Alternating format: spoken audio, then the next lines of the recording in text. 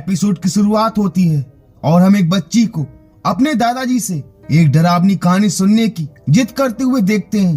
पर दादाजी कहते हैं कि बेटा, डरावनी कहानी सुनकर तुम डर जाओगी। पर बच्ची नहीं मानती और कहती है कि दादाजी आप मुझे उस इच्छादायी नाग की कहानी सुनाओ ना, जो मुझे दादी ने सुनाई थी, मंगल और धर्मा दो भाइयों की। जहाँ दादाजी सुनाते हैं कि एक बार जब मंगल और धर्मा अपने पिता के साथ खेतों से गुजरते हुए अपने घर जा रहे थे कि तभी धर्मा देखता है कि एक बिजू का उनके साथ साथ चल रहा है। उसे यकीन नहीं होता कि ये कैसे हो सकता है और वो मंगल से भी कहता है कि ये बिजू का हमारे साथ साथ चल रहा है। पर मंगल कहता है कि क्या यार, ये बिजू का है, कोई इंसान नहीं जो हमारे साथ साथ चले।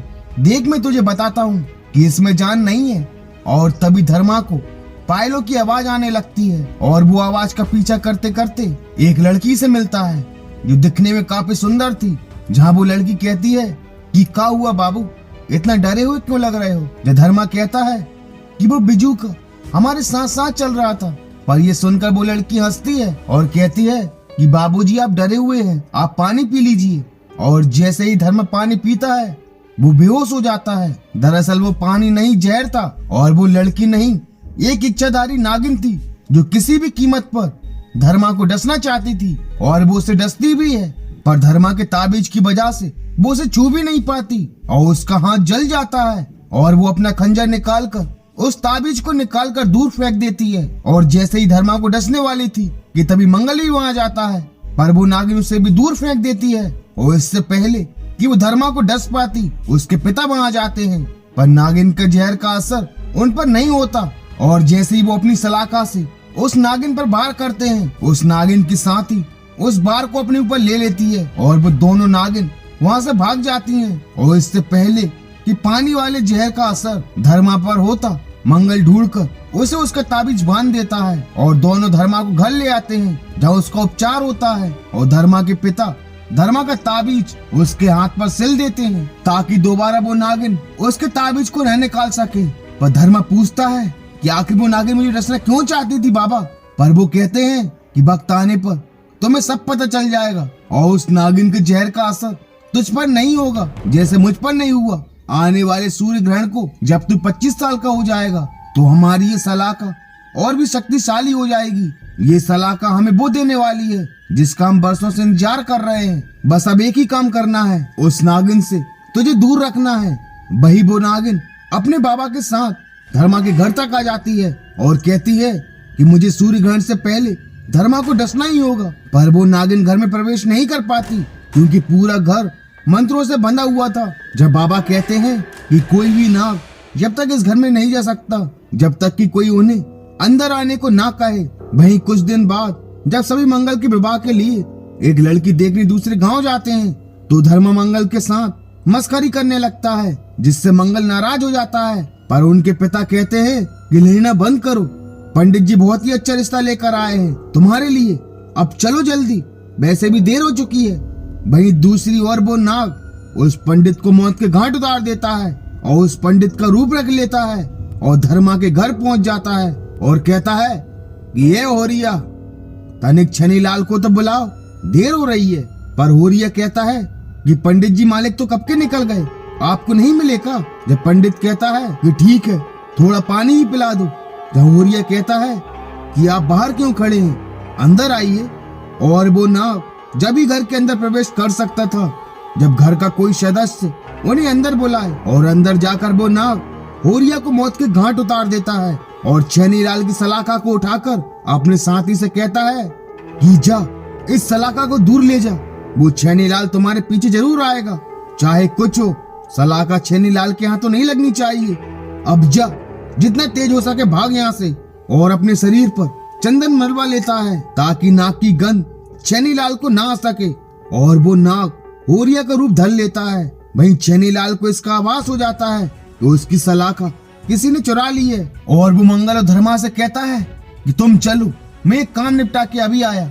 वहीं जब छेनीलाल घर पर आता है तो होरिया बेहोश पड़ा था और छेनी उसे तुरंत होश में लाता है, जहाँ वो बताता है कि बाबा, वो नाग आपकी सलाखा को ले गया। जिसे सुनकर छेनीलाल को काफी गुस्सा आता है और वो कहता है कि पर इस घर में तो कोई नाग प्रवेश नहीं कर सकता, फिर वो अंदर कैसे घुसा। जहाँ होरिया उन्हें बताता है कि वो नाग पंडित जी के भेष में आया था और मैंने उन्हें अंदर बुला लिया। और छेनीलाल तुरंत अपनी सलाखा ढूंढने के लिए निकल जाता है। वहीं जब मंगल और धर्मा उस गांव में पहुंचते हैं तो धर्मा को आवाज सुनाई देती है जैसे उसे कोई बुला रहा हो, और वो मंगल से पीछे रह जाता है। और धर्मा आवाज का पीछा करते करते एक मंदिर के पास पहुंच जाता है जहाँ उसे वही लड़की दिखाई देती है जिसने उसे पहले डसा था। और वो अपना नाम मनिका बताती है और कहती है कि मैं तुम्हारा कब से इंतजार कर रही थी। पर धर्मा कहता है कि तुम मुझे कैसे जानती हो। जब मनिका कहती है कि आने वाले सूर्य ग्रहण को जब तुम 25 साल के हो जाओगे उस दिन सारी पहेलियां सुलझ जाएंगी। जहाँ धर्मा कहता है कि बाबा भी मुझसे यही कहते हैं, पर तुम ये कैसे जानती हो। जब मनिका कहती है कि मुझे वो सब पता है जो तुम्हें नहीं पता। और मनिका धर्मा को जैसे ही डसने की कोशिश करती है उसके ताबीज की वजह से वो उसे छू भी नहीं पाती और वहाँ से भाग जाती है। वहीं मंगल भी लड़की वाले के घर पहुंच जाता है जहाँ उससे भी मनिका दिखाई देती है और वो उसकी खूबसूरती में खो सा जाता है। और मनिका मंगल को अपने बस में कर लेती है और वो मंगल से शादी इसलिए करना चाहती थी ताकि वो उनके घर में प्रवेश कर धर्मा को मार सके। और तभी धर्मा आकर मंगल से कहता है कि ये लड़की नहीं बल्कि एक नागिन है, इसने अभी बाहर फिर से मुझे डसने की कोशिश की। पर मंगल कहता है कि ये तू क्या बोल रहा है, मनिका जब से हमारे साथ है फिर तू ये कैसे कह सकता है कि ये एक नागिन है। पर धर्मा उसे समझाने की काफी कोशिश करता है पर मंगल उसे एक जोर का तमाचा मारता है जिसे देखकर मनिका और उसकी माँ काफी खुश होती हैं। वहीं छेनीलाल अपनी सलाखा को ढूंढते ढूंढते उस जगह तक पहुंच जाता है जहां उसकी सलाखा थी और वो वहां खोदकर अपनी सलाखा बाहर निकाल लेता है। वहीं दूसरी ओर मंगल मनिका से शादी कर अपने घर ले आता है पर अभी भी वो घर में प्रवेश नहीं कर पाती। जब मंगल कहता है कि ये अब तुम्हारा ही घर है, घर के अंदर चलो।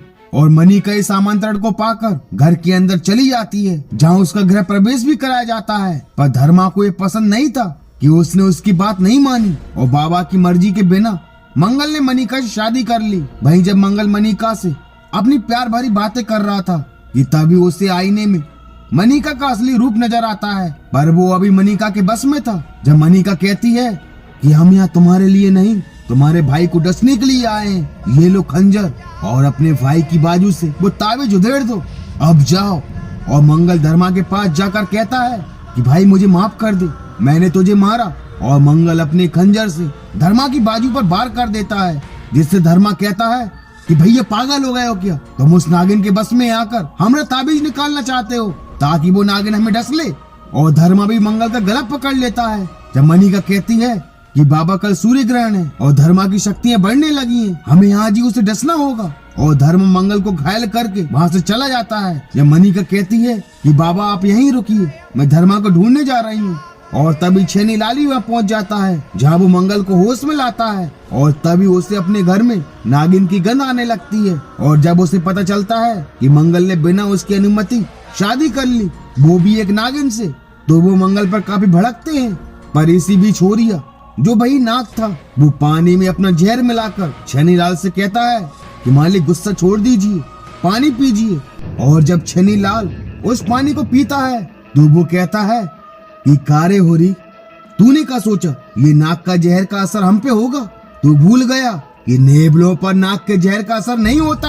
और वो अपनी सलाखा से उस नाग की गर्दन काट देता है और वो नाग अपने असली रूप में आ जाता है जो मनिका का बाबा था। और छेनी मंगल को भी वशीकरण से मुक्त करता है और दोनों धर्मा को ढूंढने के लिए निकल जाते हैं। वहीं यहाँ सूर्य ग्रहण था और धर्मा बेहोश मनिका के पास पड़ा था। जब मनिका की माँ कहती है कि मनिका तेरे बाबा अब इस दुनिया में नहीं रहे, उन्हें छेनीलाल ने मार दिया और अब कोई रास्ता नहीं धर्मा को डसने का। जब तक इसके बाजू में वो ताबीज है तू इसे डस नहीं पाएगी और फिर भी अगर तूने इसे डसना चाहा तो तेरी जान भी जा सकती है।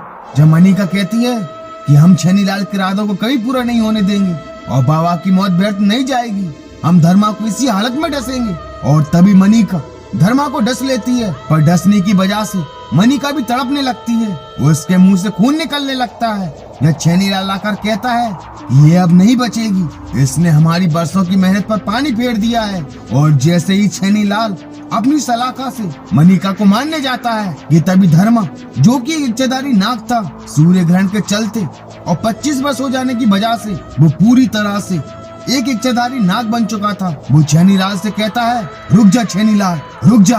तूने मुझे अगवा कर इसलिए पाला पोसा ताकि सूर्य ग्रहण के दिन तू मुझे मार कर मेरी मणि हासिल कर सके, पर तू भूल गया कि मैं एक नागराज हूँ। जब छेनीलाल कहता है कि हाँ, अगर तू नागराज है तो मैं भी एक नेबला हूँ। और छेनीलाल भी अपने असली रूप में आ जाता है और नागराज से लड़ने लगता है। सूर्य ग्रहण भी खत्म होने वाला था, पर छेनीलाल नागराज का सामना नहीं कर पाता और नागराज की मणि चमकने लगती है। और छेनीलाल मनिका का गला पकड़ के कहता है कि अपनी मणि मुझे दे दे, वरना मैं मनिका को मार डालूंगा। तो नागराज कहता है कि मनिका को कुछ मत करना, हम देते हैं मणि। पर मंगल कहता है कि बाबा अगर वो मणि निकालेगा तो वो भी मर जाएगा, हमारा भाई मर जाएगा बाबा। पर छेनी कहता है कि ये तो मेरा भाई नहीं है, हमने इसी पल के लिए इसे पाला पोसा ताकि इसकी मणि मुझे मिल सके और मैं सर्वशक्तिशाली हो जाऊं। नागराज चल दे अपनी मणि। और नागराज अपनी मणि निकालने लगता है, पर मंगल ऐसा नहीं होने दे सकता था और मंगल उसी सलाखा से अपने बाबा यानी कि उस नेबले के शरीर में घुसा देता है और नेबला मारा जाता है। और सूर्य ग्रहण के खत्म होते ही मनिका भी ठीक हो जाती है और धर्म और मंगल गले मिलते हैं और नागराज को अपनी प्रेमिका मनिका भी मिल जाती है। और वो दादाजी कोई और नहीं बल्कि वो नागराज ही थे जो हमेशा से मनिका के साथ रह रहे थे। और इसी के साथ नाग का माया जाल इस एपिसोड का दी एंड हो जाता है। And thank you so much for watching this video.